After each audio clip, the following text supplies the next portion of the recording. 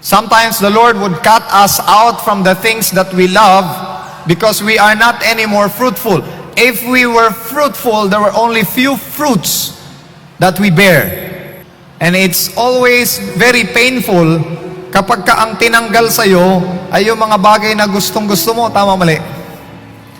Lalo na kapag ka boyfriend na mismo ang kinut off sa'yo. Or maybe yung cellphone mo ang kinut off sa'yo kasi you're already very unfruitful, devoting so much of your time instead of the Lord. You are already devoting so much time with the world.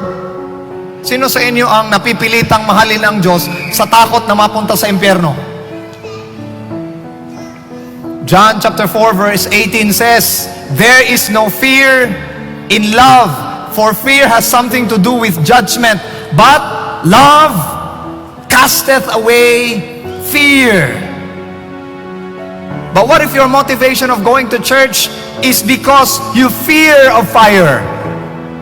And you think by going to church, you avail fire insurance. The problem when we drop ourselves going to church so that we could love God as if we are investing something so that God in return would love us.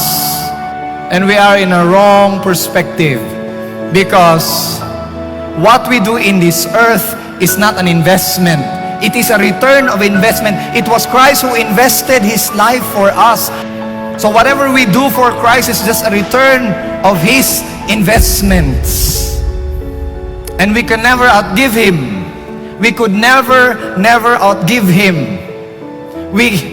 The more you give back to God, the more you owe Him. Because the more you give back to God, the more you become happy and joyful. And when you become joyful, you owe Him again. And for eternity, you keep on paying Him. You keep on gaining more debts.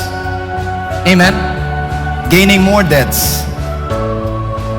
But when we talk about the love of God, it has millions of manifestation. Amen? And I don't know how to describe it, but the cross of Calvary is more than enough for you to exhaust the love of Christ. And this I have spoken to you in verse 11, that my joy may remain in you, and that your joy may be full. And how do you make full of this joy? How do you exceed it to the brim? By letting the presence of God come within you. It is His presence that gives us joy. It is nothing in this world could give us joy. No pleasure, nor possession, no position can give us joy. There are many of those who seek those relations, possessions, position, but has never gained the real joy of this earth. Because that joy comes with God.